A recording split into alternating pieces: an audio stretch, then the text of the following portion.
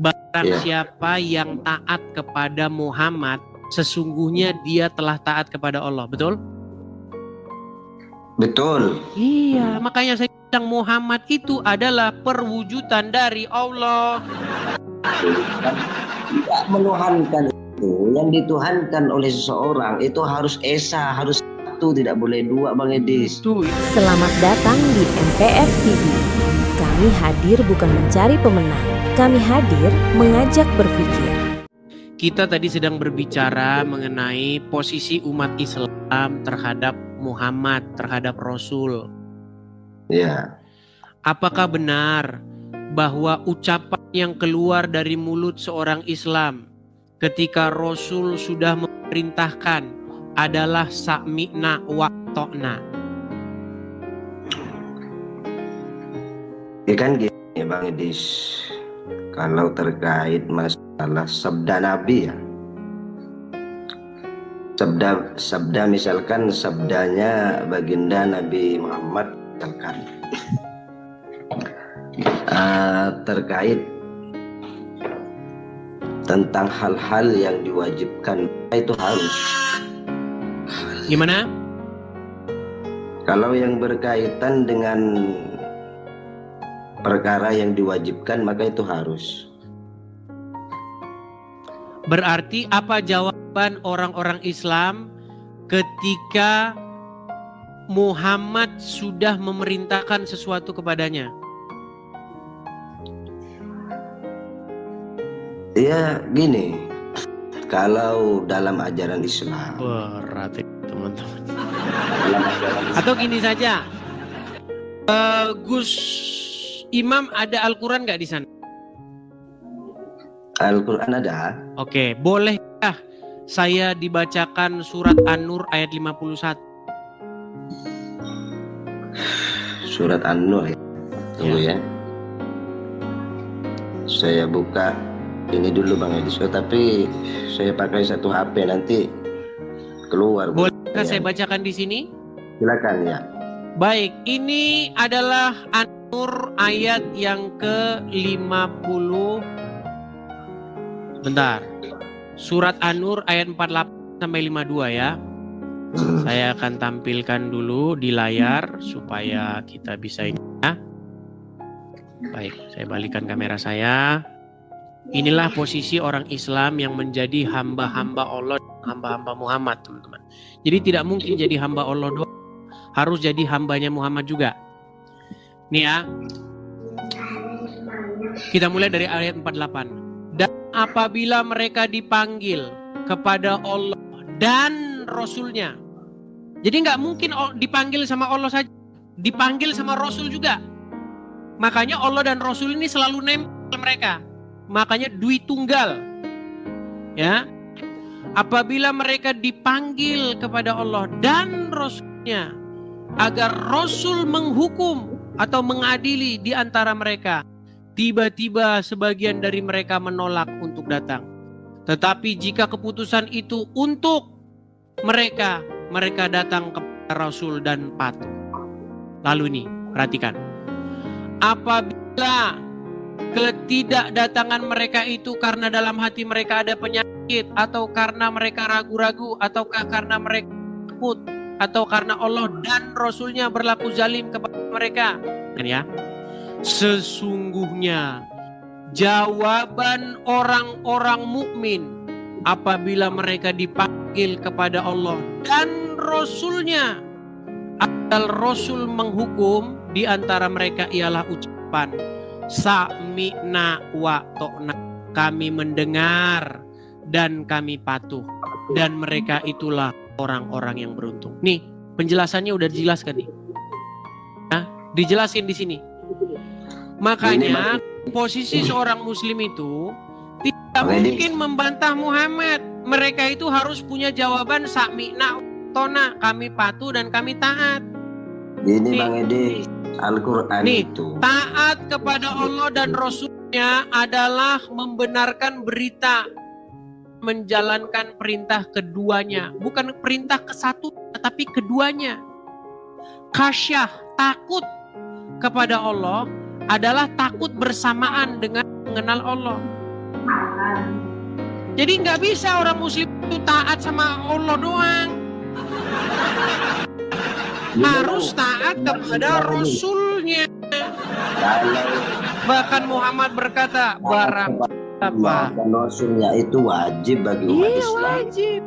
Barang siapa yang taat sama Muhammad, sesungguhnya sama saja dia taat kepada Allah. Setuju? Ati Allah wa ati Rasul itu dalilnya Bang Edi. Iya. Sebentar Bang, Gus, sedikit Gus. Barang siapa yang taat kepada Muhammad, sesungguhnya dia telah taat kepada Allah. Betul? Betul. Iya, makanya saya bilang Muhammad itu adalah perwujudan dari Allah. Kan Bang Edi. Itu tadi dalil yang dibaca.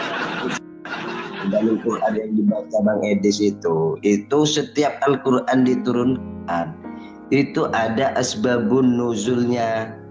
Kalau hadis itu ada asbabul wurudnya. Oke, Makanya, sekarang saya tanya, barang siapa yang durhaka kepada Rasul, saya belum dia durhaka kepada Allah, betul? Jadi tolong beri kesempatan saya bicara dulu. Iya, Muhammad itu sebenarnya wujud manifestasi dari Allah. Muhammad itu manusia yang terpuji. Iya, tetapi dia itu wujud atau manifestasi dari Allah, cerminan dari Allah. Bukan cerminan dari Allah. Makanya kalian tidak mungkin mengabdi kepada Allah tanpa mengabdi kepada Muhammad.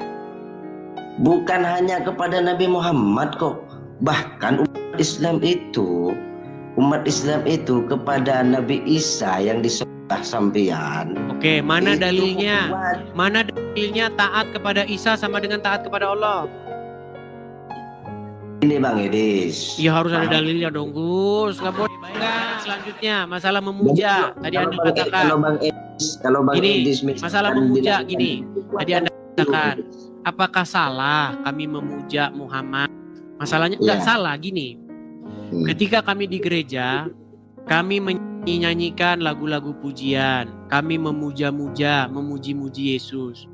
Terus kalian bilang, lihat tuh orang Karesteng tuh nyembah manusia. Lihat tuh orang Karesteng tuh menuhankan manusia. Sementara kalian Gus, ketika kalian lagi acara-acara, kalian pukul-pukul rebana. Tunggu ya Rasulullah, tunggu. Ya Habibullah, tunggu. Kalian juga melakukan hal yang sama Gus. Ya. Manusia juga. Aduh, saya kasih paham. Sampai ngaji ya dulu. Kalian memuji manusia juga. Cuman bedanya yang kalian puja-puji orang mati. Yang kalian sembah-sembah orang mati. Tanya nih kan. Sekarang saya jawab. Ketika kami berseru-seru, ya Yesus, ya Yesus, dengarlah seruan kami. Kalian bilang, lihat orang Karesteng berseru-seru kepada manusia, menuhankan manusia. Giliran kalian, ya Rasulullah Muhammad, dengarlah seruanku. Giliran kalian berseru-seru kepada Muhammad nggak ngaku. Udah cukup. Maksud saya bukan seperti itu. Maksud saya adalah tolonglah jangan menggunakan standar ganda. Bang Edis kan nanya tadi kan sama saya ya. Sekarang saya jawab. Boleh saya jawab? Boleh saya jawab? Terkait masalah itu, masalah pujian kepada Nabi Muhammad, ya kan? Itu memang ada anjurannya Bang Edis dalam Al-Quran kami.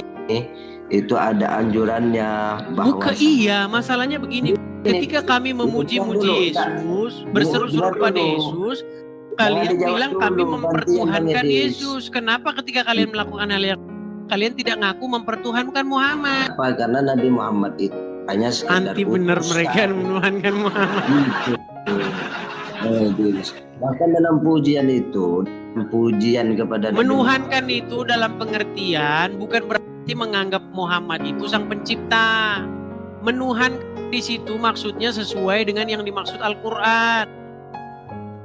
Gini, Emang Bang Edis, ada menuhankan itu artinya menganggap sang pencipta? Definisi tentang Tuhan itu harus Bukan esa, definisi Bang Edis. Tuhan, definisi menuhankan. Gimana sih? Tidak menuhankan itu, yang dituhankan oleh seseorang itu harus esa, harus satu, tidak boleh dua, Bang Edis. Tuh, ini masalah Itu. yang dituhankan harus esa. Mempertuhan itu apa, Gus? Ya, seseorang yang menuhankan itu harus. Bukan harus. Enggak, perbuatan mempertuhan itu apa sih? Menyembah, Des. Menyembah. Berarti gini-gini mempertuhan itu. Bukan seperti itu. Itu Terus apa mempertuhan itu? Seperti itu mempertuhankan. Tapi kalau definisi kita di dalam Islam itu menuhankan. Saya kutip saja satu ayat dalam Al-Quran biar cepat. Di dalam surat Al-Jatsiyah ayat 23 di situ berbicara mengenai orang-orang yang mempertuhankan hawa nafsunya. Coba apa mempertuhan hawa nafsu itu? Jangan pindah pertanyaan dulu, yang satu belum saya jawab ini. Gus, kenapa kalian tidak paham? Karena kalian ini kalau baca Quran nggak kalian baca artinya. Kapan Bang Edis itu ini paham? Karena kalau kalian baca artinya kalian pasti mengiyakan saya. Belum saya, Bang Edis sudah potong jawaban saya, pembicaraan saya, macam mana mau paham? Gus, kita ini jangan muter-muter lagi. Ya, Kalian ini adalah orang-orang yang hambakan diri kepada Allah dan Muhammad. Setuju? Timbul pertanyaan yang kedua, kalau umat-umat Islam lain itu, oke lah Gus, lanjutkan dulu. Kamu ngisep apa itu tadi? Lanjutin dulu. Oke, itu tadi pembahasannya. Tapi ini baru satu bagian dari cerita yang lebih besar. Kalau mau lihat yang lebih seru, cek video lain di channel ini. Klik aja sebelum ditenggelamkan oleh algoritma.